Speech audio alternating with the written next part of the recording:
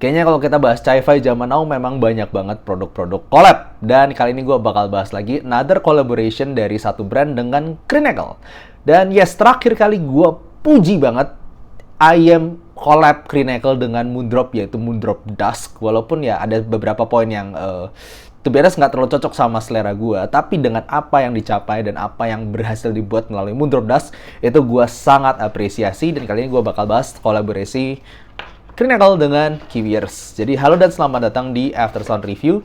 Dan ini adalah review gue untuk Kiwi Ears Singolo IM Single Dynamic Driver dengan Cars System dari Kiwi Ears dengan harga sekitar $80. Jadi gue rasa di Indonesia sekitar 1, sekian jutaan lah. Tapi gue belum cek di marketplace banget sih sekarang berapa. Seperti biasa gue akan breakdown review ini mulai dari build, fit, frequency response, suara, dan juga perbandingannya. Ngomongin soal build quality, gue harus ngomong tampangnya dulu yang gue suka banget faceplate-nya. Karena ini seolah kayak biru langit, lalu ada kayak awan-awannya gitu ya. Dia ada warna biru, lalu ada sedikit hitam, ada gold-nya, ada juga sedikit white. I don't know, gue suka aja tampilannya ini dan ada lambang Kiwi Ears di tengah. Ini keren banget, gue suka tampilannya. Cuman kalau kita ngomong build quality untuk housingnya, ini cukup kecil dan kayaknya sih pakai resin biasa. Jadi nggak terlalu premium dan nggak terlalu murahan juga ya. Oke lah, okean. Dan lu bisa ngeliat dynamic drivernya ini dan juga yang seperti kayak apa ini ya, antara kayak Maze atau kayak Lika-Liku begitu atau kayak Usus mungkin. Itu car systemnya, yaitu Kiwi Acoustic Resonance System. Jadi katanya untuk memberikan sensasi bass boost seperti kayak dual driver, tapi cuma menggunakan single driver, dia pakai resonansi khusus sehingga memberikan bass boost yang unik. Itu cerita di balik car system ini. Untuk nozzle-nya sih kayaknya biasa aja, pakai aluminium alloy kali. Bahannya matte begini dan ya biasa aja sih. Untuk kabelnya pakai konektor dual pin seperti ini, walaupun agak ngebulet tapi ini nggak ada rumahan gimana-gimana, jadi ya simply dual pin biasa. Kabelnya sendiri kerasa biasa banget, nyaris kayak kabel bihun KZ, cuman mungkin sedikit lebih baik ya. I don't know. Kesannya biasa aja, dan untuk jacknya juga L seperti ini, tapi nggak ada yang kerasa berkualitas gimana-gimana banget sih. Nah, kalau kita bahas secara fitting, buat gue yang kupingnya kecil, ini enak banget. Bukan cuma enak aja, tapi enak banget. Kalau gue taruh di kuping gue seperti ini, benar-benar lekukannya tuh kayak masuk banget, dan secara ukuran juga kecil. Dan ear gate-nya juga ngepas di telinga gue, ditarik-tarik tetap berasa stabil. Gue jalan pakai lama, itu nggak ada masalah, nggak ada gatel, nggak ada terlalu kedap gimana-gimana.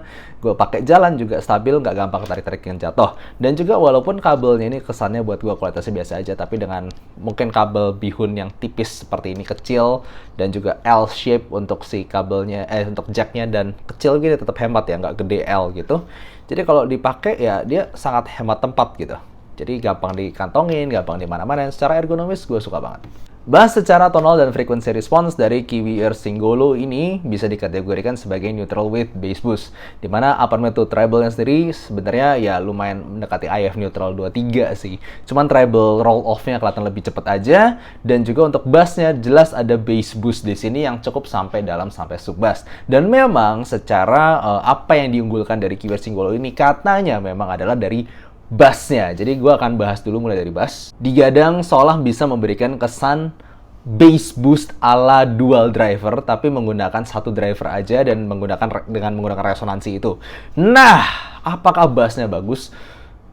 Jujur li, di kebanyakan lagu yang gue denger ini kesannya simply neutral with bass boost yang biasa aja. Gue nggak ngerasa satupun bagian bass yang ada ekstra punch, ekstra gitu, ekstra something extra, sesuatu yang spesial. Seperti yang sebutlah gue rasakan kayak gue sebutlah cobain KKZ HBB Khan ataupun bahkan Tangzu Swan NV yang beneran menggunakan dual dynamic driver.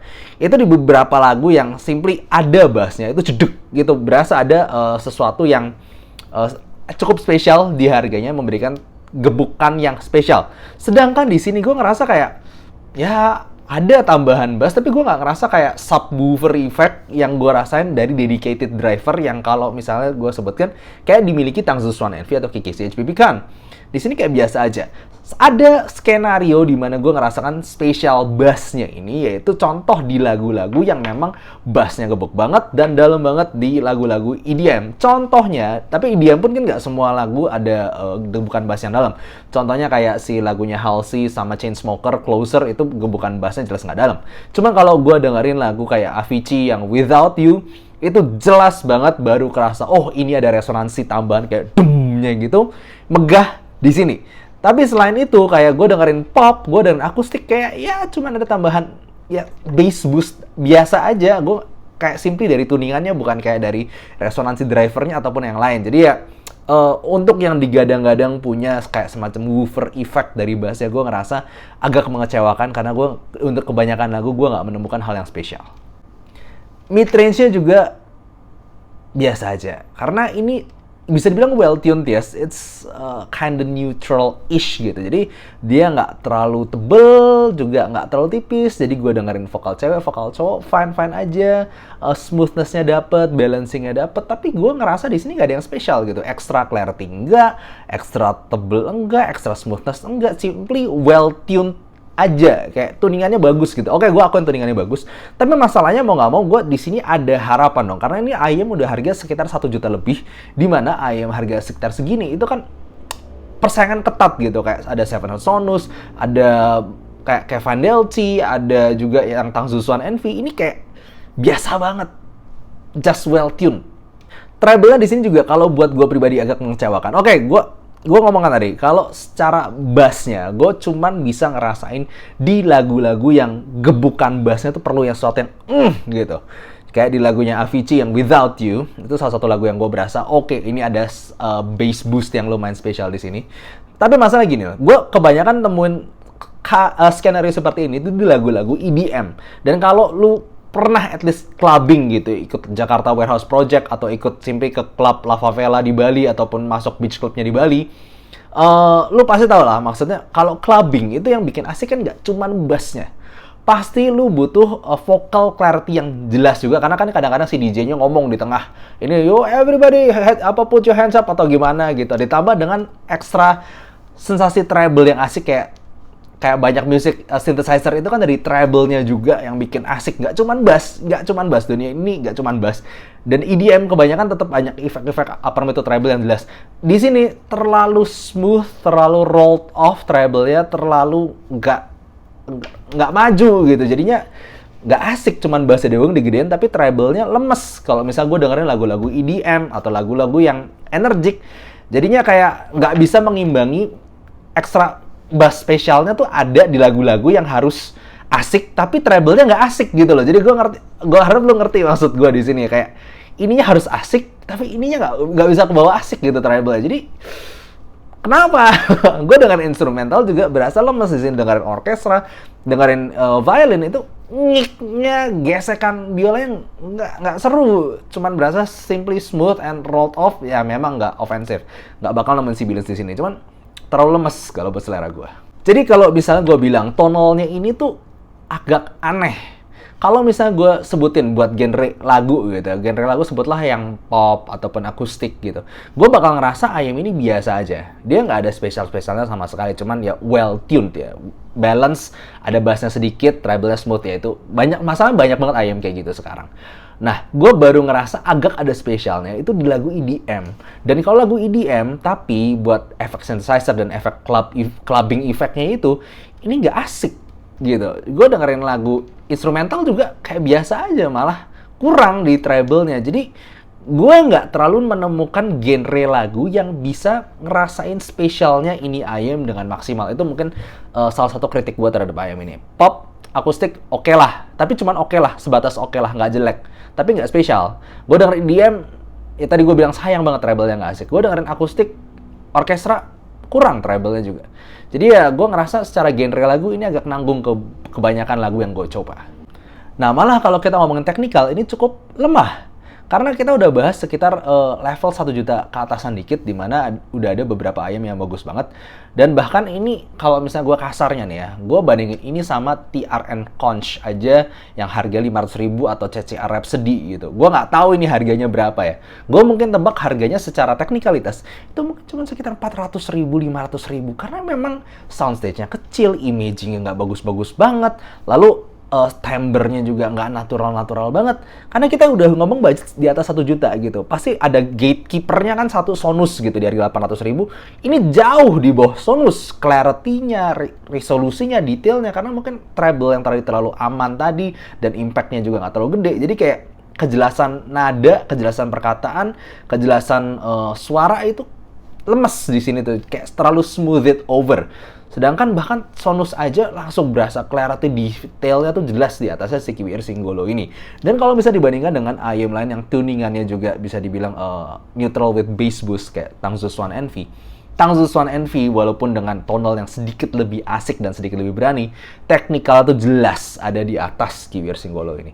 Mau kejelasan kata-kata, kejelasan treble, sampai dentuman bassnya. Yes, mau bassnya, treble-nya, mau vokalnya, gue nggak ngerasa ada satupun bagian dari ini yang menang dari Tangzhou Swan Envy, apalagi kita ngomong fokus di technicalitas only. Ini lemah di bagian teknikalitas. Sempit, nggak terlalu berasa detail resolusinya, imagingnya juga kecil, kayak bola kecil gitu doang. Nah, perbandingan dulu deh. Jadi kan secara tonal gue bisa bilang ini bass boost-nya ada, vokalnya ada, unbalanced, dan treble-nya smooth. Salah satu yang seperti itu juga yaitu Kevin Delci. Tapi Kevin Delci buat gue arahnya lebih jelas. Karena walaupun sama-sama punya bass boost, yes gue tahu mungkin nggak terlalu punya subwoofer effect, tapi bass boost-nya itu tetap terasa. Tapi secara smoothness vokal, secara sensasi natural vokal to treble-nya, Kevin Delci memberikan sensasi yang lebih spesial, sensasi yang lebih natural. Apalagi dengerin vokal begitu, gue kerasa banget Kevin Delci punya something special.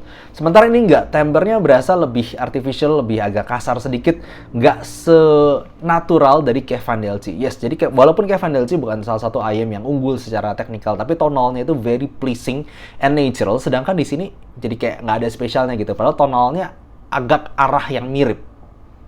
Nah, dibandingkan Tangzhou Swan Envy, gue ngerasa Tangzhou Swan Envy mungkin cuman agak susah di drivability-nya yang memang somehow gue butuh crank up volume lebih banyak ya dibandingkan ayam-ayam umumnya di harga segitu. Tapi selain itu, mau gue ngomong sensasi bass-nya, sensasi subwoofer effect-nya, dan juga sensasi vokalnya, treble-nya, kejelasan nadanya, resolusi teknikal segala macam dengan arah suara yang sama-sama neutral with bass boost.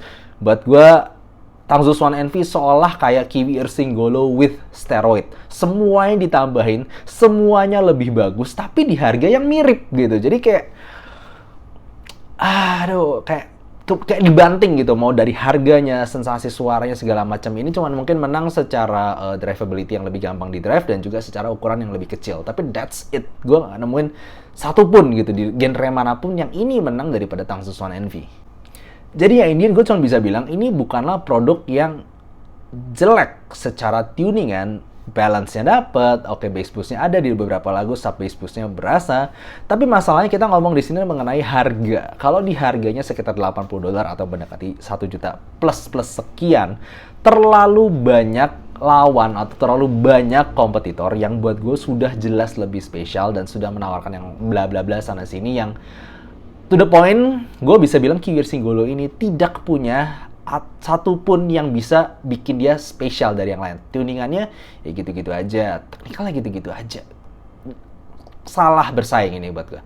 Gue mungkin bisa rekomendasiin ini kalau misalnya harga diturunin sekitar mungkin 300.000, 400.000 gitu. Bahkan gue ngerasa ini sama CCR Rhapsody atau TRN Conch yang harganya setengah kurang gitu. CCR Rhapsody atau TRN Conch itu masih lebih spesial. EPZ Q1 Pro gitu, masih lebih ada spesialnya dibanding ini. So ya, lucunya gini loh, kalau gue kan kemarin agak bukan menyindir, malah gue roasting Hades gitu ya. HBB nih, kita ngomong HBB dulu. Gue roasting Hades, gue puji banget Swan Envy, karena emang segitu asiknya buat gue suka Swan Envy, jujur. Lalu, gue ngomong Crinacle nih, gue kemarin puji Moondrop Dusk-nya, karena memang segitu spesialnya Moondrop Dusk buat gue. That's good, really good.